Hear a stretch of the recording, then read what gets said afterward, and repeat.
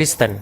Saya Islam Bang. Ini saya nggak ada maksud buat ngejelekin atau apa. Saya cuma pure mau nanya. Saya nggak tahu mau nanya siapa karena teman saya yang Kristen juga nggak bisa jawab. Jadi pertanyaan saya ada baca-baca. Dari 12 murid Yesus yang berjumpa langsung dengan dia, yang saya baca hanya 2 yang mengakui bahwa Yesus itu adalah Tuhan. Yang pertama adalah Petrus dan Thomas. Kenapa murid-murid yang lain seperti Yakobus itu yang disebut sebagai saudara Yesus itu tidak mengakui atau tidak menyatakan secara langsung Yesus itu adalah Tuhan? Itu kenapa ya Bang?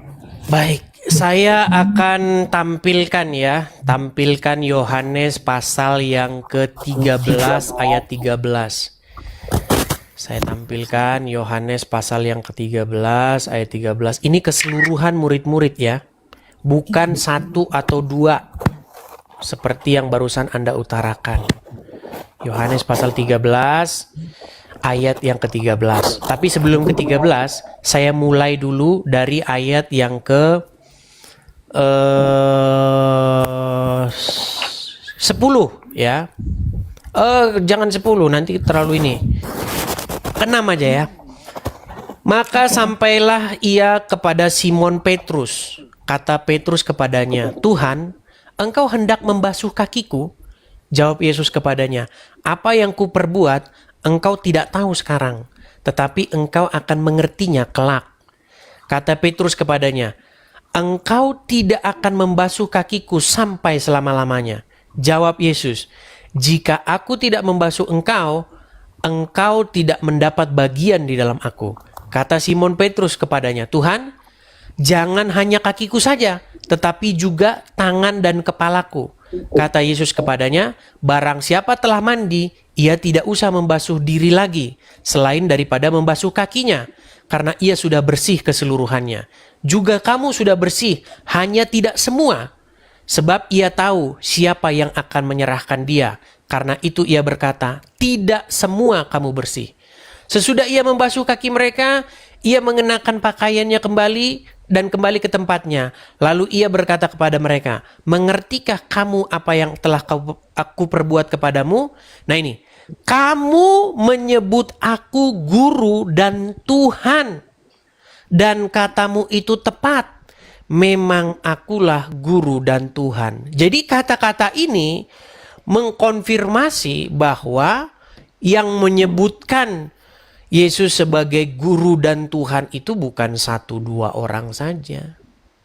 Cuman masalahnya begini, masalahnya pembaca-pembaca, terutama Anda dan juga orang-orang yang lain tidak mengerti Tuhan itu apa. Karena mereka ini nggak pakai bahasa Indonesia. Waktu mereka ngobrol ini pakai bahasa Indonesia nggak? Enggak. Iya, nggak bahasa Indonesia. Mereka ketika ngobrol itu pakai bahasa Aram atau bahasa Syria. Bahasa Aram. Di dalam bahasa Aram, murid-murid menyapa Yesus itu dengan kata-kata Maran Yeshua. Kalau bahasa Jawanya itu Gusti Yesus. Kalau dalam bahasa Inggris, seandainya mereka orang Inggris, maka mereka akan memanggil Yesus dengan kata-kata My Lord.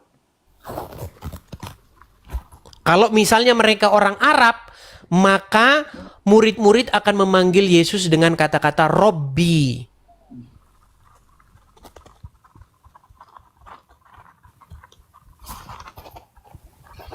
Ini yang tidak dimengerti. Makanya ketika kalian berkata Yesus itu Tuhan, bukan berarti Yesus itu Bapa di sorga. Tidak. Yesus bukan Bapa di sorga. Bapa di sorga mengutus Yesus.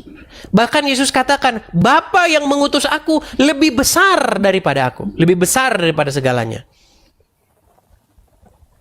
Masalahnya bukan masalah itu. Masalahnya begini. Mengertikah kalian pengertian kata Tuhan itu atau Lord atau Rob itu? Atau Gusti itu? Gusti itu adalah sebuah sapaan. Sama seperti sekarang pun umat Muslim yang Islam-Islam atau misalnya orang Jawa lah. Memanggil yang duduk di singgasana itu juga Gusti. Gusti dalam. Gusti siapa? Gusti Ratu siapa? Gusti. Tetapi yang di langit sana juga dipanggil Gusti. Gusti itu artinya panggilan kepada seseorang atau sesuatu yang memiliki otoritas. Jadi Bapa di surga Gusti, Yesus juga Gusti, sama-sama Gusti. Sama-sama Tuhan, sama-sama Lord, sama-sama Rob. Artinya apa? Kepadanya kita menaklukkan diri. Makanya kalau saya ditanya, apakah setan juga Gusti, apakah setan juga Tuhan? Iya, kalau kita menaklukkan diri kepadanya, maka dia jadi Tuhan kita. Dia jadi yang punya otoritas atas kita. Ketika kita dikendalikan oleh setan, ketika kita dikuasai oleh setan sehingga kita takluk kepadanya, maka setan itu jadi Lord kita. Jadi Tuan atau Tuhan kita, jadi Gusti kita. Nah, manusia tidak boleh menjadikan setan, menjadikan Muhammad, menjadikan Allah sebagai Tuhan, sebagai Gusti. Yang harus dijadikan Gusti, Bapa di sorga, Tuhan Yesus dan Roh Kudus. Begitu. Saya tidak tahu kalau Anda tidak paham-paham juga. Sakit kepala. Karena ini udah sering. Ini udah termasuk hal yang paling sering saya katakan. Tapi saya tanya dulu, paham nggak yang saya katakan? Sebenarnya saya paham, tapi nggak sepaham Anda karena saya juga orang di luar dari agama Kristen, nggak mungkin saya langsung paham apa yang Anda bilang. Cuman pertanyaan saya tadi, Abang jawabnya terlalu panjang ya, jadi saya nggak terlalu masuk. Biar saya simpelin lagi jawabannya dan tolong Abang jawabnya singkat aja. Ini saya benar-benar cuma pingin cari tahu karena saya juga sebenarnya tertarik. Kenapa Pengen ada masuk pertanyaan Kristen? ini karena Tertarik pengen jadi Kristen? tertarik belajar dulu sebenarnya. Oh, belajar dulu. Nggak apa-apa. Ada step-step. Karena kan Silakan. hidayah bisa datang dari mana aja. Pertanyaan ini karena saya belajar sebenarnya. Dan teman saya nggak bisa jawab Bang, makanya saya udah DM kamu. Cuman belum dijawab ya, mungkin lagi sibuk. Saya baca, ini entah benar atau salah, tolong Abang koreksi. Yang saya tahu dan yang saya baca, Yakobus yang disebut sebagai saudara Yesus memimpin jemaat di Yerusalem. Kenapa dia bilang, dia mengakui bahwa ini di Taurat ya Bang, dia mengakui bahwa Yesus itu adalah Mesias. Tapi Mesias yang bukan dianggap seperti di Kristen, yang sampai menyandingkannya dengan Tuhan, yang menyamakan dengan Tuhan. Dia percaya Yesus adalah Mesias, tapi sebagai utusan Tuhan dan bukan Tuhan. Itu kenapa ya Bang? Ya, sebenarnya semuanya itu jelas kalau kita paham. Jadi di dalam Bible itu ada Tuhan, hurufnya besar semua. Kalau kita buka LAI, ada dia Tuhan hurufnya gede semua itu. T-nya besar, U-nya besar, H-nya besar, A-nya besar, N-nya besar. Ada Tuhan yang cuman T-nya aja huruf besar. Itu beda itu. Di dalam Lukas pasal yang kedua ayat 22, dan ketika genap umur 8 hari, maka ia disunatkan dan dia diserahkan kepada Tuhan. Yesus yang Tuhan diserahkan kepada Tuhan. Ini kalau orang yang saya katakan nggak pernah belajar, nggak pernah mengerti pengertian kata-kata, memang bingung. Memang Yesus bukan Tuhan dalam pengertian Yesus bukan Tuhan Bapa itu. Makanya kata Tuhan tuh ditujukan kepada siapa dulu. Sama kayak gini loh. Saya hari ini mau makan sama presiden. Presiden itu siapa? Prabowo kah? Putin kah? Siapa di situ? Makanya di dalam Bible ketika ada kata Tuhan, kata itu siapa? Ditujukan kepada siapa? Gitu loh.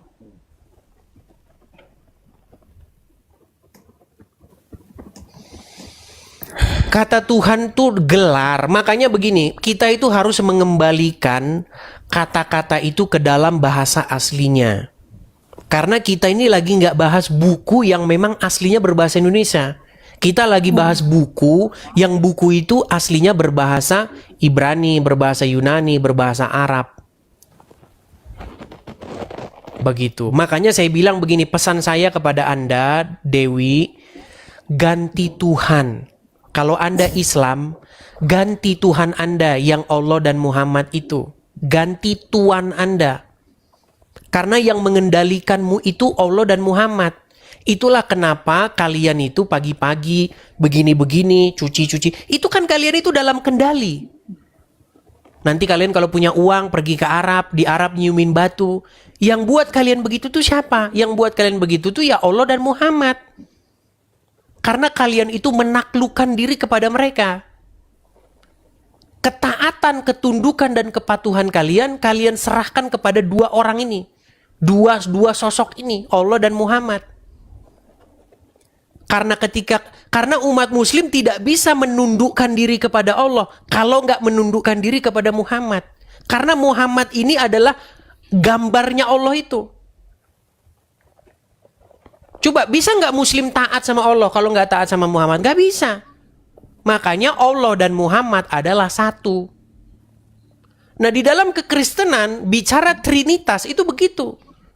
Yesus itu adalah gambarnya yang tidak terlihat, gambar daripada yang tidak terlihat. Roh Kudus juga begitu. Jadi ketika kita menaklukkan diri kepada Roh Kudus, itu sebenarnya di detik yang sama kita menaklukkan diri kepada Bapa di surga. Jadi Roh Kudus dan Yesus itu bukan otoritas lain. Dia bukan ilah atau bukan Tuhan lain. Bukan Gusti yang selain daripada Bapa, tidak. Tapi dia itu, Roh Kudus dan Yesus itu adalah pengejawantahan, penyataannya. Jadi jangan dibilang ada 3 otoritas.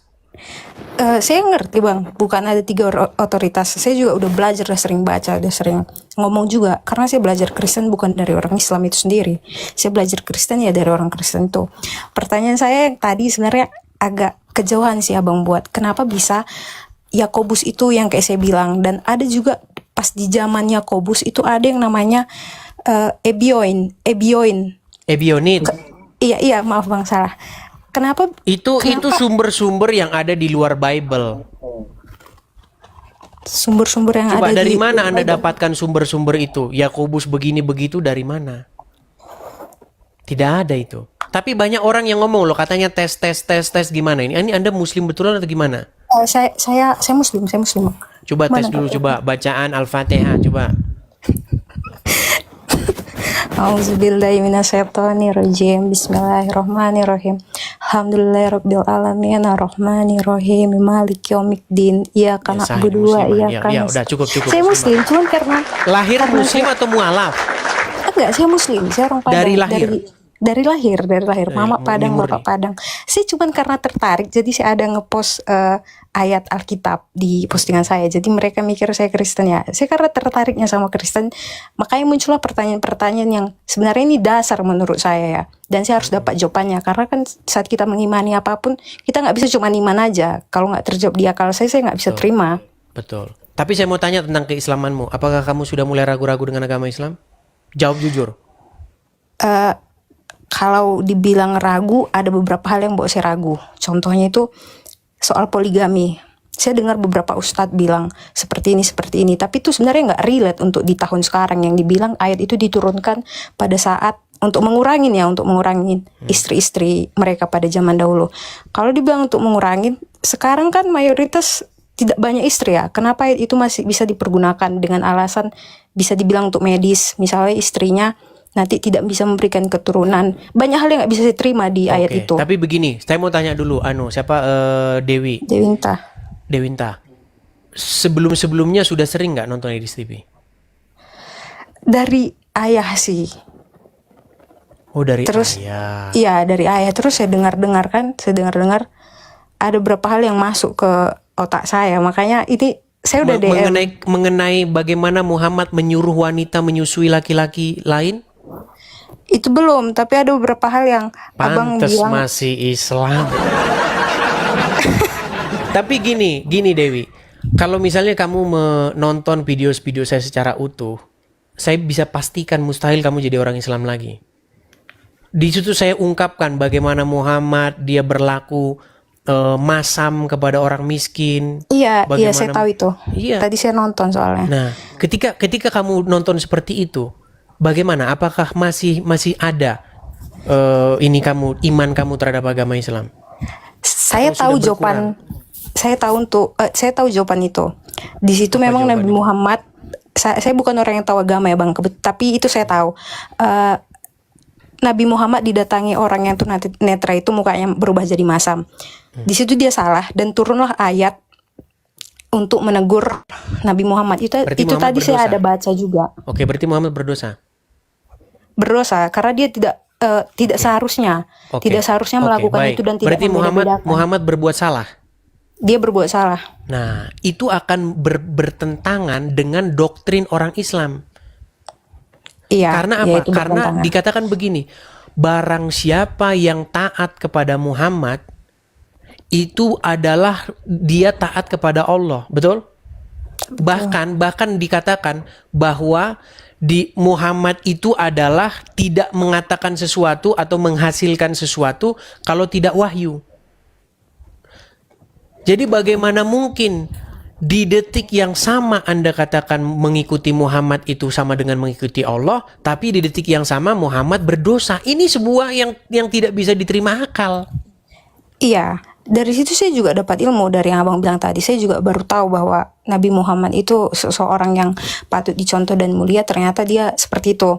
Dan saya cari tahu ternyata dia kenapa bisa kayak gitu yang ada di pikiran saya, karena dia juga masih manusia biasa. Dia bisa melakukan kesalahan, tapi nggak menses saya rasa kalau dia sebagai seorang apapun tindakannya itu, kan dibilang di Islam orang yang mulia, dan apapun yang dia bilang, perkataannya, perbuatannya patut untuk dicontoh. Tapi di satu sisi dia ternyata masih berperilaku seperti itu.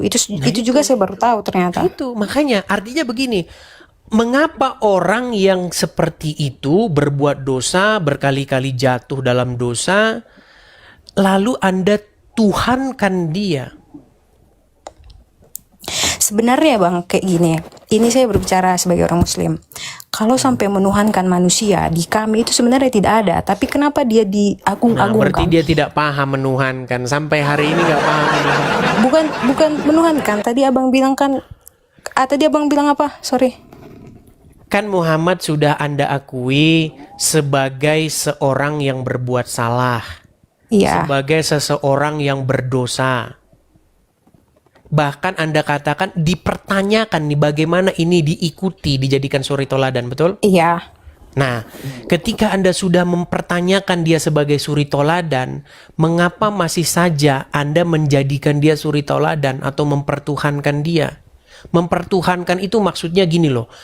Menjadikan dia sebagai sosok yang kepadanya Anda mematuhkan diri Anda, menaklukkan diri. Justru karena itu saya belajar Kristen. Nah, makanya ganti Tuhan, ganti junjungan, ganti suri tauladan, ganti yang kepadanya Anda patuh taat. Itu maksudnya, menjadikan dia sebagai Tuhan itu. Menjadikan Bapa di surga sebagai Tuhan, bukan melantik dia jadi sang pencipta. Nggak ada gunanya kita melantik seseorang jadi sang pencipta. Karena sang pencipta itu tidak bisa kita lantik. Kalau dia sang pencipta, dia akan terus sang pencipta. Makanya kita tidak bisa ganti yang menciptakan kita. Tapi kita bisa ganti siapa Tuhan kita. Contoh. Apakah Anda bisa mengganti siapa yang melahirkan Anda? Enggak. Apakah Anda bisa mengganti siapa pencipta Anda? Tidak bisa. Tidak bisa. Bisa nggak Anda ganti Tuhan Anda? Kalau keyakinan kita berbeda mungkin bisa ya, karena Tuhan di setiap orang berbeda. Iya. Jadi kalau orang Islam masuk Kristen, Tuhannya diganti itu, tapi penciptanya nggak bakal bisa diganti. Makanya kita ini jangan pusing ngikutin, memikirkan siapa pencipta. Itu nanti debat kusir. Debat kusir nanti. Muslim mengatakan yang menciptakan kami adalah Allah. Orang Kristen nanti mengatakan yang menciptakan kami adalah Bapa di surga. Nanti sini mengatakan yang menciptakan kami ini. Kita debat kusir. Ini kenapa dia bilang saya pembohong ya? Mereka mikir saya Kristen kah? Tadi kita sudah tes teman-teman. Dia sudah baca Al-Fatihah, udah baca ini, dia muslimah teman-teman. Foto Mama Secaniago. Coba bahasa Padang dulu coba. Bang, saya tinggal di Sumatera Utara, Tanah Karo. Jadi saya lebih fasih berbahasa Karo. Oh begitu. Iya. Jadi udah lahiran sana ya? Ya udah lahir di sini, bahkan pulang ke Padang yang nggak pernah. Bahkan udah nggak pernah ke Padang. Tapi dia muslimah ini. Muslim. Caniago ya? Iya. Ya logatnya. Memang gitu teman. Jangan salah teman-teman. Makanya teman-teman juga jangan kelamaan di kampung juga. Gini loh. Ada orang dia itu udah kelahiran situ, jadi udah nggak bisa bahasa sukunya. Jangan salah, di sini, mayoritas di sini di juga sini, di sini banyak orang kelahiran sini udah nggak ngerti dia ngomong bahasa ininya nggak ngerti. Banyak di sini juga begitu, sama. iya, dan yang buat saya tertarik juga sama Kristen itu karena saya tahu ajaran Islam itu lebih mengedepankan hukum dan kasih, tapi kalau Kristen kan lebih mengedepankan kasih. Itu yang buat saya sebenarnya lebih tersentuh. Itu awal mulanya sih. Iya, ya pelan-pelan lah ya. Intinya belajar perlahan-lahan, nanti Anda juga akan mengerti maksud saya gitu. Intinya saya cuma pesan begini, untuk sekarang ini ganti siapa yang harus kita ikuti. Kalau kita ngikutin Muhammad, ya puji Tuhan saya tidak banyak lagi menjelaskan. Anda pun sudah mengkonfirmasi kan bahwa dipertanyakan dia itu masa kayak begitu diikuti, betul? Betul. Nah, coba kalau mengikuti Yesus, hal apa yang membuat hati kita tertutup untuk mengikuti Tuhan Yesus, mengikuti Yesus?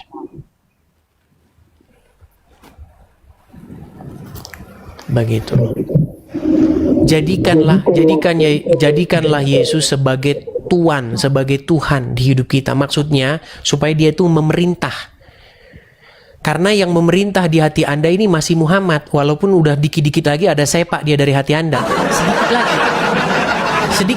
Sedikit lagi Anda sudah menyepak Allah dan Muhammad dari pemerintahan di diri Anda.